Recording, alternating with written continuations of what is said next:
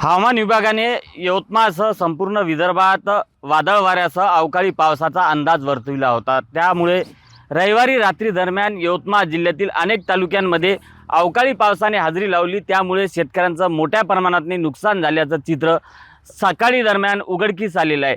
महागाव तालुक्यातील वाकण, कोंदरीसह आर्णी, उमरखेड, पुसद, डिग्रस अनेक तालुक्यांना अवकाळी पावसाचा फटका बसलेला आहे। शेतकऱ्यांनी रक्ताचं पाणी करून रब्बी हंगामातील शेवटचं पीक गहू आणि हरभरा या पिकाला वाढवलं होतं। गहू अंतिम टप्प्यात असताना अवकाळी पावसाने रात्री जोरदार हजेरी लावली। विशेष म्हणजे जोरदार वादळ वारा आणि अवकाळी पावसाने हजेरी लावल्यामुळे शेतकऱ्यांचं यामध्ये संपूर्ण शेतातील पीक जो आहे तो संपूर्ण जमिनीवर झोपलेलं आहे। त्यामुळे शेतकऱ्यांचं मोठ्या प्रमाणात नुकसान झालेलं आहे। या नुकसानग्रस्त शेतकऱ्यांना तातडीनं मदत द्यावी अशी मागणीसुद्धा शेतकरी वर्गातून केली जाते।